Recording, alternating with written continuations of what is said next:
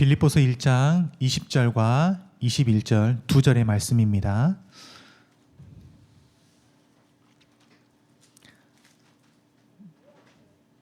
다 찾으신 줄 알고 우리 함께 한 목소리로 두 절의 말씀을 함께 읽도록 하겠습니다.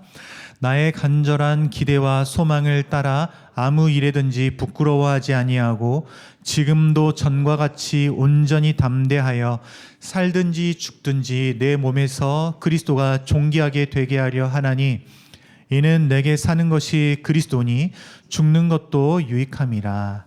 아멘.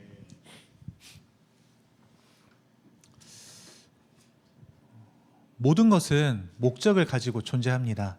다르게 표현하면 존재하는 모든 것은 목적이 있다라고 말할 수 있겠습니다. 일상 속에서 예를 들어보면 이런 것들이 있습니다. 의자, 우리가 앉아있는 의자, 사람이 앉기 위해 존재하죠. 태양은 빛을, 열을 공급하고 생명체가 살아갈 수 있게끔 도와줍니다. 나무는 산소를 만들고 또 생물에게 쉼터를 제공하기도 합니다. 학교는 어떻습니까? 지식을 또 인성을 이렇게 배우도록 하게 하고 법과 규칙은 사회의 질서를 유지시키기 위해서 존재합니다. 목적이 있죠. 또 생각하기 나름이겠지만 실패하는 데에도 목적이 있는 것 같아요. 올바른 방향으로 나아가게끔 하는 그 어떤 배움의 과정이 될 수도 있을 것이고, 고난이라고 하는 것은 인간을 단련하게 하고 성숙하게 만드는 그러한 것을 위한 목적으로 존재한다라고 생각해 볼 수도 있을 것 같아요. 꼭 그런 것이다라고 말하진 않겠지만 사람들이 살아갈 때에도 목적이 있습니다. 아침에 일찍 일어나서 저녁 늦게까지 열심히 일을 하는 겁니다. 어떤 이유에서일까요? 어떤 목적이 있어서입니까? 나의 생계를, 그리고 나의 가족의 생계를 위해서 그러한 목적을 가지고 열심히 일을 하기도 합니다. 회사에서 업무가 있으면 업무를 열심히 수행하고 깔끔하고 완벽하게 처리하려고 합니다. 그리고 직장 상사가 하는 말은 아주 귀담아서 듣고 또 그렇게 잘 하려고 합니다. 왜 그럽니까? 어떤 목적이 있어서요? 어떤 그 일을 내가 잘 깔끔하게 해내면 나의 만족감도 있을 것이고, 혹은 내가 그렇게 해야 더 높은 자리로 올라갈 수 있을 것 같은 그런 목적이 있기 때문에 우리가 잘 듣고 열심히 하려고 합니다. 수험생들은 어떻습니까? 아침 일찍 일어나서 열심히 공부합니다. 저녁 늦게까지 의자에서 엉덩이를 떼지 않고 공부를 하는 거죠. 그리고 집에 가서 잠자리에 듭니다. 이게 다람쥐 쳇바퀴 돌듯이 계속해서 이런 생활들을 반복합니다. 목적이 뭡니까? 좋은 성적 잘 받기 위해서, 좋은 대학 가기 위해서. 그게 이들의 목적입니다. 반면에 뚜렷한 목적이 없어 보이는 사람들도 있어요. 그런데 깊이 들여다보면 그렇게 세상의 기준, 어떤 세상의 기준을 내려놓고 살아가는 그 모습 그 자체가 그 사람만의 목적일 수도 있겠다라고 생각이 되어집니다. 제가 방금 말씀드린 이 사람들의 삶을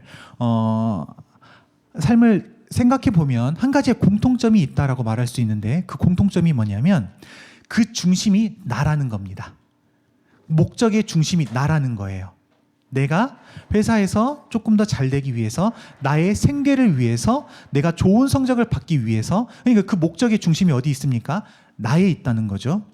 나의 삶을 좀 더 나은 삶으로 만들고 좀 더 좋은 위치에 서게 되고 경쟁에서 내가 이기게 되고, 혹은 내가 그 경쟁에서 한 걸음 물러나서 나 스스로 뭔가 좀 피하면서 나의 삶에 조금의 안정을 찾기 위해서, 그러니까 나의 그 목적들이 나에게 있다는 겁니다. 목적의 중심이 나다. 사랑하는 성도 여러분, 우리는 하나님의 은혜로 말미암아 그리스도를 믿는 그리스도인이 되었습니다. 그렇다면 믿음이 있음과 동시에 그 믿음에는 분명한 목적이 있을 거란 말입니다. 믿음에는 목적이 있을 것입니다. 그 목적이 무엇일까요? 바꿔 말하면 신앙의 목적은 무엇이 되어야 할까요? 신앙의 목적. 우리가 신앙생활을 한다고 하는데 여러분에게 있어서 신앙생활의 목적, 신앙의 목적은 무엇입니까? 자, 가만히 생각해 보면 이 신앙생활이라고 하는 것은 우리에게 많은 유익을 주는 것 같습니다. 일단 온 세상을 창조하신 하나님이 나의 하나님이시고 나는 그리스도를 믿음과 동시에 그리스도와 연합한 자가 되었습니다. 그러면 많은 유익을 얻을 수 있을 것이다 라는 생각을 할 수 있습니다. 어떤 유익이 있습니까? 내 마음 가운데에 자꾸만 불안함이 엄습해 오면 그 불안함을 없애기 위해 하나님 앞으로 나아가 기도합니다. 그러면 정말 놀란 듯이 기도하면 나의 마음의 불안함이 사라져요. 그것을 경험할 수 있잖아요.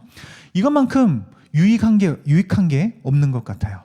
그리고 또 우리는 미래를 알 수가 없어요. 그렇죠? 나의 가족과 나의 어떤 미래에 대해서 참 불확실합니다. 그런데 내가 신앙인이기 때문에, 내가 하나님을 믿고 그리스도를 믿기 때문에 그 하나님 앞으로 나아가서 요구하면 그것은 나에게 또 큰 도움이 됩니다.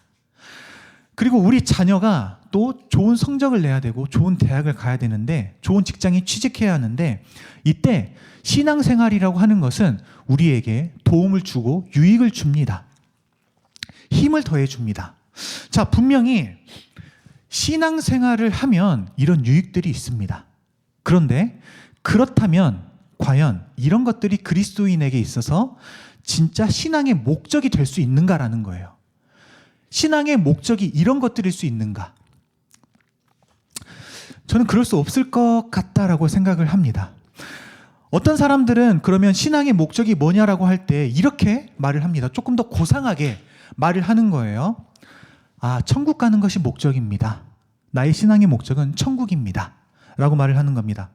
분명히 믿는 것과 구원에 이르는 것은 정말 중요합니다. 믿고 구원에 이르는 것은 중요한 사실이고 이것은 성경의 진리입니다. 근데 만약에 이것이 신앙의 목적이 된다고 한다면 제가 앞서 말했던 그 불안할 때 기도함으로써 평안함을 얻는 것, 그리고 미래에 대한 확신이 불확실할 때 기도함으로 확신에 차게 되는 것, 좋은 성적을 얻는 것, 이런 것들과 같이 나라는 것이 중심이 되어버린다는 것, 이게 문제라는 겁니다. 그것들과 다를 바가 없는 거예요. 우스갯소리로 그런 소리 합니다. 어차피 죽으면 쉴 텐데 이 땅에서 왜 쉬냐? 그렇게 그 말을 하잖아요. 천국에 가야 비로소 이 땅에서의 힘듦을 다 벗어버릴 수 있고, 이 땅에서의 모든 짐은 이 땅에서 벗어버릴 수 없기 때문에 천국에 가야만 모든 짐을 내려놓을 수가 있는데, 그렇기 때문에 이 천국이라는 장소가 단지 나의 짐을 내려놓는 곳, 내가 힘들지만 그곳에 가야 평안함을 얻게 되는 곳, 그곳이 천국이라고 한다면 이것 또한 천국이라는 그 장소를 내가 이용해서 나의 안락을 구하는 나 중심의 신앙일 뿐이라는 겁니다. 그러니까 제가 지금 여러분들에게 여러분 천국을 소망하지 마세요 라는 걸 말하는 게 아니에요. 천국은 여러분 단순하게 내가 행복해지는 장소가 아니라 천국은 하나님의 영광이 완성되는 곳이에요. 이 천국이라는 곳은. 그래서 천국을 말함에 있어서도 단순히 나 자신을 위한 곳, 내가 불안할 때, 내가 힘들 때 그 힘듦을 다 내려놓고 천국에 가야만 비로소 내가 평안해지는 곳, 내가 짐을 완전히 벗어버릴 수 있는 곳 정도로 생각하면 결국에는 내가 목적이 된다는 거예요. 이 천국도 내가 목적이 되기 때문에 처음부터 방향이 잘못됐다는 거예요. 방향이. 천국을 소망하는 이유가 무엇입니까? 천국을 소망하는 이유는 그곳에 그리스도가 계시기 때문이에요. 천국에 그리스도가 계시기 때문이고, 그리스도와 내가 친밀한 교제가 가능한 곳이 천국이기 때문에 이곳에서도 교제할 수 있지만, 천국에 가야 비로소 그리스도가 계시고 그분과 내가 완전한 연합과 교제를 할 수 있기 때문에, 그렇기 때문에 우리가 천국을 소망하는 거란 말이에요. 천국이라는 장소가 단순히 나에게 쉼을 주기 때문에 그곳을 사모하는 것이 아니라 예수님께서 그곳에 계시고 그렇기 때문에 우리가 천국을 소망한단 말이에요. 내가 비로소 천국에 가야 예수님과 친밀한 교제 속에 있게 되는구나. 이것 때문에 천국을 소망한단 말이에요. 예수님께서 안 계시면 천국에 어떤 의미가 있습니까? 제가 지난번에도 말씀드렸지만 예수님께서 천국에 없으면 그것은 천국이 아니란 말이에요. 예수님께서 계시기 때문에 우리는 천국을 소망하는 거예요. 내가 예수님과 친밀하게 교제할 수 있기 때문에, 내가 예수님과 연합할 수 있기 때문에, 그 완전한 연합, 그것이 그곳에서 가능하기 때문에 우리가 천국을 소망한단 말이에요. 그러면 그리스도를 믿는 우리에게 있어서 참된 신앙의 목적이 무엇이 되어야 하겠습니까? 오늘 우리가 본문을 통해서 그것을 한번 생각해 보려고 합니다. 오늘 본문에서 사도 바울은 로마의 감옥에 갇힌 채 빌립보 교회에게 편지를 쓰고 있습니다. 이 빌립보서가 바울이 어떤 상황이었냐면 감옥에 갇힌 상황이었어요. 네. 그래서 당시에 바울은 어떤 상황이었냐면 사형이 언제 집행될지 모르는 상황이었습니다. 나의 삶이 지금 좌지우지 될 그런 상황에 놓여 있는 상황이었습니다. 그러니까 인생의 가장 어둡고 끝이 보이지 않는 그런 재판을 기다리고 있었던 상황이었어요. 사실 바울이 편지를 보낸 빌립보 교회 상황도 그렇게 녹록지 않았습니다. 빌립보는 로마의 퇴역 군인들이 모여 사는 소로마라고 불릴 만큼 로마의 색채가 아주 강한 도시였습니다. 로마 황제가 주님이라고 고백하지 않으면 사회적으로, 경제적으로 불이익을 그리고 박해를 받는 곳이 바로 이 빌립보 지역이었습니다. 밖으로는 박해가 있었고 안으로는 믿음이 흔들릴 만한 유혹들이 참 많은 도시가 바로 이 지역이었습니다. 세상의 눈으로 보면요, 바울은 실패자였습니다. 빌립보 교인들은 위태로운 처지에 놓여 있었습니다. 그런데 놀라운 것은 지금 감옥에 갇혀서 생사의 갈림길에 선 바울이 오히려 밖에 있는 이들을 위로하고 기뻐하고 있다는 사실입니다. 바울은 자신을 통해서 복음이 전해지는 일들 때문에 기뻐하고 있다라고 말합니다. 성경은 오늘 이 본문을 통해서 신앙의 목적이 무엇인가에 대해서 우리에게 말해주고 있습니다. 바울은 자신이 죽는 것보다, 살고 죽는 것보다, 자신의 안위보다 오직 그리스도만 드러나길 원했습니다. 내가 죽으면 천국에 가니까 이제 다 끝나고 평안한 안식을 누릴 수 있으니까 그래서 좋은 게 아니라, 만약에 그리스도가 존귀하게 될 수만 있다면 내가 죽는 것도 유익하다라고 지금 말씀하고 있는 겁니다. 자, 20절 말씀입니다. 살든지 죽든지 내 몸에서 그리스도가 존귀하게 되게 하려 하나니, 살든지 죽든지 내 몸에서 그리스도가 존귀하게 되게 하려 하나니. 현재 바울의 상황을 한번 생각해 보세요. 제가 말했듯이 감옥에 있었어요. 그런데 감옥에 있는 사도 바울은 그 초점이 자신에게 있지 않았어요. 만약에 편지의 목적이 자기 자신이었다고 한다면 감옥에 있던 바울이 뭘 말했겠습니까? 내가 지금 너무나 안 좋은 상황에 놓여 있어. 지금 재판이 돼서 내가 사형 선고를 받게 되면 내가 사형에 처할 텐데, 진짜 죽었거든요. 우리나라처럼 사형 선고가 돼도 안 죽는 게 아니라 진짜 죽었단 말이에요. 내가 지금 사형 선고를 받으면 내가 진짜 죽게 되는데 내가 죽으면 안 되니까 나를 위해서 좀 기도해줘. 만약에 자기 자신에게 초점이 있었다고 하면 이렇게 편지를 썼을 거예요. 빌립보 교인들에게 나를 위해서 이렇게 기도해줘, 이렇게 편지를 쓰지 않았겠습니까? 그런데 성령께서는 바울의 마음을 붙드셔서 분명히 감옥의 힘든 상황에 있던 바울이 자기 자신의 그 상황, 그 형편에 함몰되어 스스로를 목적으로 삼게 하지 않으셨어요.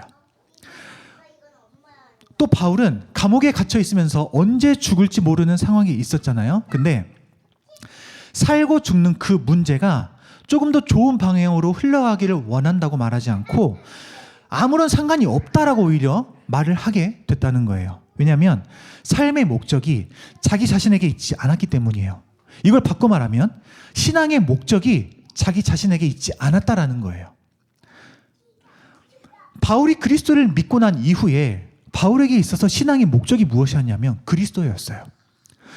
그리스도가 존귀하게 되는 것, 이것이 바울에게 있어서 온전히 그 삶 전체를 관통하는 그 신앙의 어떤 하나의 목적이었던 거예요. 그리스도가 존귀하게 되는 것. 왜냐하면 바울이 이렇게 말해요. 내가 산다는 것 그 자체가 그리스도였기 때문이다라고 말해요. 내가 그리스도를 믿고 난 이후에 내가 산다는 것은 그리스도가 존귀하게 되는 것, 그것이기 때문에 나의 삶의 목적, 신앙의 목적은 그리스도다, 이렇게 말을 하고 있는 겁니다. 신앙의 목적 자체가 그리스도예요. 그리스도와 연합했기 때문에, 그리스도를 믿고 그리스도와 내가 연합한 자가 되었기 때문에 이제 그리스도가 존귀하게 되면 그것이 나에게 유익이다 말하는 겁니다. 여기서 여러분 그리스도와 연합을 말하잖아요. 그리스도와 연합을 말하는데 성경에서 말하는 그리스도와 연합은 단순히 제가 아내와 결혼했고 연합했기 때문에 마음이 통한다 수준, 이런 수준이 아니에요. 내가 그리스도와 연합했다라는 것은 그리스도와 단순히 마음이 통한다 수준이 아니라 그리스도와 내가 생명으로 묶여 있다는 것을 말하는 거예요. 그게 연합의 의미입니다. 내가 그리스도와 지금 당장 동행하고 죽어서는 내가 그리스도와 대면하는, 이것을 그리스도와 연합했다라고 말하는 겁니다. 지금 바울은 그리스도를 믿고 난 이후에 그리스도와 연합한 자가 된 거예요. 그래서 내가 주님과 동행하고 이후에 죽어서 내가 주님과 대면하게 되는 거죠. 그래서 바울은 죽음이 상실이 아니라 큰 채워짐으로 생각을 했고, 그렇게 바울은 담대할 수 있었어요. 바울의 인생에 있어서 신앙의 목적은 오직 그리스도였어요. 좀 더 자세히 말하면 그리스도가 존귀하게 되는 것이었어요. 그러면 그리스도가 존귀하게 되는 것이 뭐냐, 이렇게 생각할 수 있겠죠. 그게 뭘까요? 그리스도를 존귀하게 한다라고 할 때 이것은 단순히 그리스도를 높이는 것이다 라고 우리가 흔히 생각할 수 있습니다. 어떻게 하면, 아까도 찬양했잖아요. 모든 영광과 존귀와 능력 받으소서. 그렇죠? 그리스도를 존귀하게 한다라고 할 때 이게 뭘까? 그리스도를 높이는 것일까? 그러면 내가 어떻게 그리스도를 높일 수 있을까? 우리가 그렇게 생각을 하죠. 그래서 이렇게 생각합니다.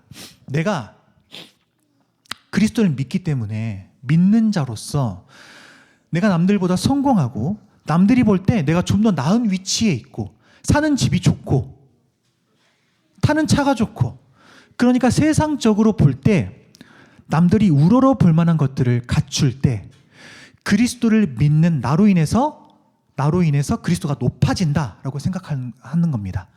그리스도가 그렇게 존귀하게 된다라고 생각할 수 있는 거예요. 물론 그리스도를 믿으면서 세상적으로 볼 때 성공한 사람들을 통해서 하나님은 높임 받으실 수 있습니다. 하나님은 존귀하게 되실 수 있어요. 세상적으로 성공한 사람들을 통해서, 그들을 통해서도 하나님은 존귀하게 되실 수 있다고요. 그들을 통해서 존귀하게 되지 않는다는 걸 말하는 게 아니에요. 분명히 그들을 통해서도 하나님은 존귀하게 되실 수 있습니다. 그 사람들은 그 사람들의 자리에서 그리스도의 탁월하심을 드러낼 수 있어요. 탁월하심을 드러내면 됩니다.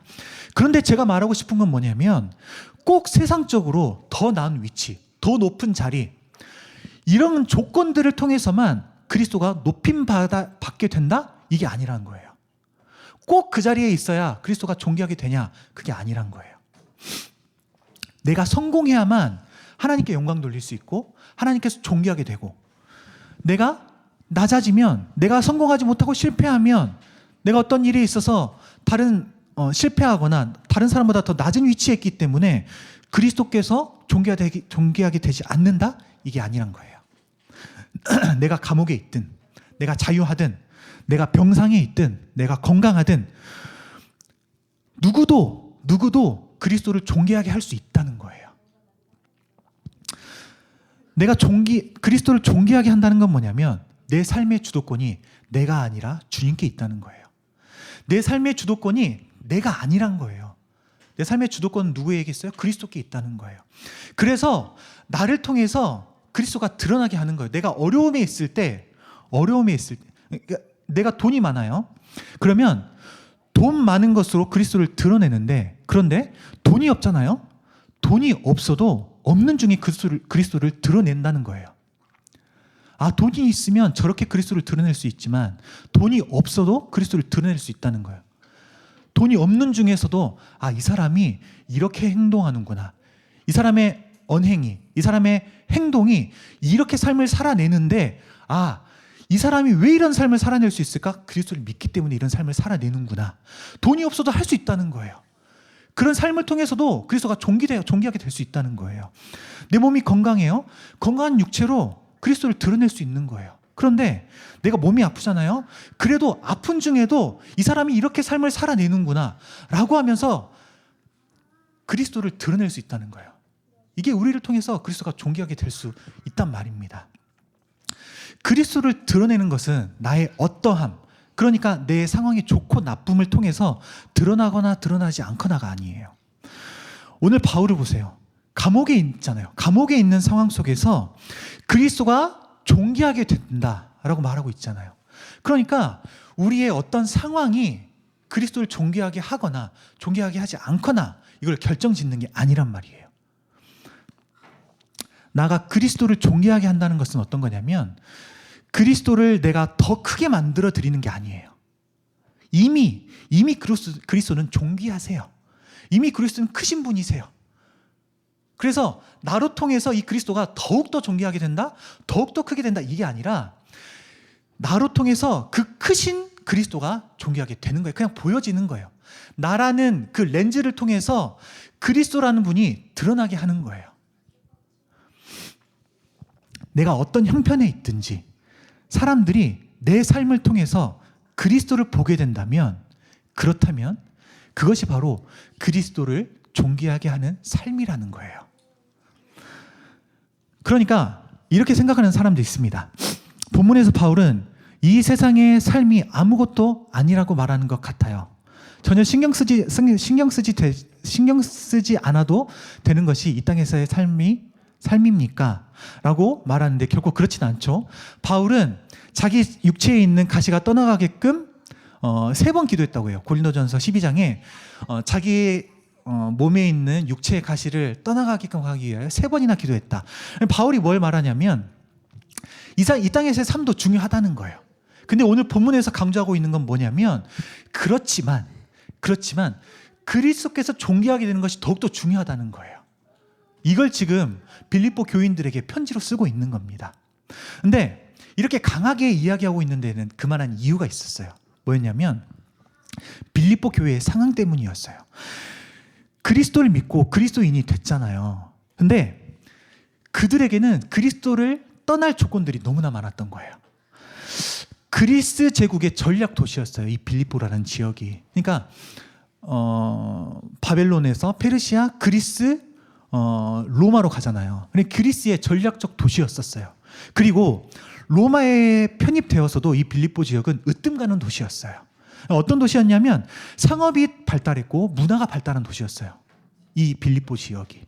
그러니까 복음이 들어가서 그들이 복음을 믿었는데, 그런데 복음을 믿은 그들에게 있어서 신앙을 잃어버릴 조건들이 너무나 많았던 거예요.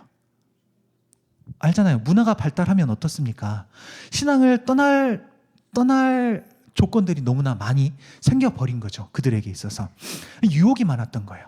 뿐만 아니라 박해도 있었어요. 그리스도를 믿으면 박해까지 있었습니다. 그리스도를 떠날 조건들이 너무나 많이 있었던 거예요. 신앙의 뿌리를 흔들 정도의 그 유혹, 박해, 이런 것들이 찾아오게 되면 신앙의 목적이 되는 그리스도를 떠날 수 있는 상황이 충분했다는 거예요. 그런 빌립보 교회에게 지금 바울이 이 편지를 쓰고 있는 거예요. 그들이 믿음이 굳건해지길 원하고, 그들이 그리스도를 떠나지 않길 원하고, 오히려 그리스도를 떠나는 게 아니라 그리스도를 존귀하게 되기를 원하는 마음에 바울은 지금 이 편지를 쓰고 있는 겁니다. 신앙의 목적을 그리스도께 두어라. 신앙의 목적을 그리스도를 존귀하게 되는 데 둬라. 신앙의 목적을 너에게 두는 것이 아니라 너를 통해서 네가 믿는 그리스도를 드러나게끔 살아라. 그런 삶을 너희들이 살지 않을래. 이것을 지금 오늘 편지를 통해서 빌립보 교인들에게 말씀하고 있는 겁니다. 그리스도께서는 우리의 모든 죄를 짊어지시고 죽으셔서 우리를 그 그리스도를 믿게 하시고 우리에게 있어서 새로운 인생을 살도록 허락하셨습니다. 그러니까 이제 옛 사람이 아니고 새 사람이 되었다는 겁니다. 새롭게 하시는 성령으로 말미암아서 이제는 그 목적을 그리스도께 두고 그리스도를 바라보고 그리스도를 존귀하게 하는 삶을 살아가라라고 오늘 본문은 우리에게 말씀하고 있는 겁니다. 유혹과 박해가 있어도 끝까지 그리스도를 놓지 마라. 끝까지 그리스도를 떠나지 말아라. 오히려 그리스도를 존귀하게 하자. 바울이 권면하고 있습니다. 그리스도인에게 있어서 신앙의 목적은 그리스도여야 할 것이고, 그렇기 때문에 그리스도 그분만 존귀하게 되면 족하고 그분이 우리를 위해서 죽으셨기 때문에 우리가 그분을 위해 죽는 것도 유익하다. 바울은 고백합니다. 그런 의미에서 신앙은 나를 보는 것이 아니라 그리스도를 보는 것이다 라고 말할 수 있습니다. 신앙은 나를 보는 것이 아니라 그리스도를 보는 것입니다. 신앙의 목적은 내가 아니라 그리스도입니다. 엄밀히 말하면 우리는 우리 스스로 그리스도를 볼 수도 없습니다. 가만히 놔둬보세요. 가만히 놔둬보면 우리는 그리스도를 찾기는커녕 그리스도와 멀어지기 쉽습니다. 근데 괜찮아요. 왜 괜찮은 줄 아십니까? 예수 그리스도께서 우리를 위해 죽으셨고 다시 살아나셨잖아요. 근데 이것을 믿게 하신 분이 하나님이세요. 하나님이 우리에게 은혜를 주셔서 그분을 믿게 하셨어요. 너무나 놀라운 이 은혜란 말이에요. 은혜. 근데 이 말은 무슨 말이냐면 믿음을 갖게 하신 분도 그분이시고 그리스도를 바라보게 하신 분도 하나님이시란 말이에요. 그러니까 우리의 의지보다 하나님의 의지가 더 큰 거예요. 하나님의 의지로 우리가 그 예수 그리스도를 바라보게 하십니다. 괜찮아요. 그런데 그러니까 우리가 그럼 아무것도 안 해도 되냐? 그건 또 아니에요. 우리 또한 하나님을 찾고 하나님께로 나아가야 합니다. 우리는 이 일을 끊임없이 해야 돼요. 날마다 반복해야 해요. 그래서 우리가 성경 읽고 기도하는 거잖아요. 우리도 의지를 가지고 하나님 앞으로 나아가야 하지만 근데 제가 말하는 건 뭐냐면 그 출발점이 하나님이라는 거예요. 우리가 이런 모든 노력들을 하지만 그 출발점은 어디 있습니까? 하나님께 있는 거예요. 하나님께서 우리를 그리스도를 바라보게 하십니다. 괜찮아요. 우리가 스스로 하나님을 못 봅니다 해도 괜찮습니다. 하나님 우리를 바라보게 하실 겁니다. 우리에게 은혜를 주셔서 그리스도를 찾게 하실 거예요. 물론 우리는 참 연약한 존재예요. 그렇지만 그리스도를 바라볼 수 있는 그 출발점이 주님께 있기 때문에 걱정하지 않아도 된다. 이것을 제가 말씀드리고 싶었던 거고, 자, 말씀을 정리하면 이런 겁니다. 예수 그리스도를 믿으면 여러분 구원이 있어요. 구원을 받습니다. 하나님을 믿는다면 앞서 말했던 마음의 평안과 미래에 대한 확신, 그리고 좋은 성적과 좋은 직장, 승진 등 이런 모든 것들을 구하는 것이 마땅해요. 마땅합니다. 괜찮습니다. 이런 것들은 신앙인에게 있어서 조금의 유의라고 말할 수 있어요. 그럴 수 있습니다. 잘못된 것이 아니에요. 우리가 분명히 구할 수 있습니다. 하나님은 우리의 아버지 되시고 모든 기도를 하나님께서 들으신다고 말씀하세요. 어떤 기도도 할 수 있어요. 하나님 저 이렇게 해주세요. 구할 수 있습니다. 그런데 제가 말하고 싶은 건 뭐냐면, 오늘 본문을 통해서 말하고 싶은 건 뭐냐면 이것이 신앙의 목적이 되어서는 안 된다는 거예요. 여러분, 우리가 이 땅에서 사는 것 한 번 주어진 인생이잖아요. 이 인생을 그냥 사는 게 아니에요. 우리가 그리스도를 믿었다는 것은 어떤 의미냐면 새로운 인생을 산다는 거예요. 그리스도께서 죽어야 마땅한 우리를 위해서 죽으셨잖아요. 그리고 다시 사셨단 말이에요. 그리고 우리는 그분을 믿어요. 뭐냐면 우리가 죽었다 다시 산 거예요. 이해되십니까? 그리스도께서 죽었다가 다시 사셨어요. 그리고 우리는 그분을 믿습니다. 그러면 뭐냐면 그리스도와 연합된 자가 된 거예요. 그러면 우리는 어떤 인생을 사는 거냐면 우리가 죽어야 되는데 그리스도께서 죽으셨다. 근데 나는 죽은 거예요. 근데 그리스도께서 다시 사셨잖아요. 그분을 믿잖아요. 내가 다시 사는 거예요. 이전의 삶은 죽어 없어지는 것이고 새로운 삶을 살게 되는 거라고요. 그리스도를 믿은 다음에는요. 새로운 인생을 우리가 부여받은 거예요. 그리스도인으로서의 삶. 이제 우리가 어떻게 삶을 살아야 합니까? 신앙의 목적이 뭡니까? 라고 할 때 적어도 그리스도를 믿은 이후에는 그 목적이 그리스도여야 된다는 거예요. 우리의 목적이 어디에 있습니까? 우리가 살아가야 할 이유가 어디에 있습니까? 우리의 삶의 목적, 살아가야 할 이유, 그 답이 그리스도란 거예요. 우리의 삶의 목적, 신앙의 목적이 나로부터 그리스도로 바뀌는 것은 그리스도 안에서 새로운 생명을 얻은 자들이기 때문에 그 은혜로 인해서 자연스럽게 바뀌어가게 될 겁니다. 나로부터 초점이 그리스도로 바뀌어지는 것은 은혜로 인해서 차츰차츰 자연스럽게 바뀌어가게 될 겁니다. 우리의 신앙의 목적을 바꾸려는 노력보다 우리가 먼저 해야 할 것은 무엇이냐면 그리스도를 바라보는 것입니다. 그리스도의 사랑을 바라보는 것입니다. 그리스도의 십자가 앞으로 나아가는 거예요. 그리스도의 그 십자가 사랑 앞으로 나아가서 그리스도를 바라보는 것. 그때 우리의 시선은 나로부터 그리스도로 바뀌어지게 될 것이고, 그때 우리의 삶의 목적이, 신앙의 목적이 그리스도가 될 것이고, 그리스도가 존귀하게 되는 삶을 우리가 살 수 있게 될 것입니다. 우리로 통하여 우리를 구원하신 그 예수 그리스도가 보여지게 하는 삶, 우리의 상황과 형편이 어떠하든지 간에 그 모든 상황 속에서도 우리는 그리스도를 존귀하게 할 수 있습니다. 상황이 좋을 때는 좋은 쪽에서, 상황이 나쁠 때는 나쁜 쪽에서, 어느 곳에서든지 우리가 그리스도를 믿는 신자로서의 삶을 살아내므로 그 삶을 통하여 우리로 통하여 그리스도가 다른 많은 사람들에게 전해지기를, 그렇게 그리스도가 존귀하게 되기를, 그런 우리 더복 성도님들 다 되시기를 예수님의 이름으로 축복합니다. 우리 시간 함께 기도하겠습니다.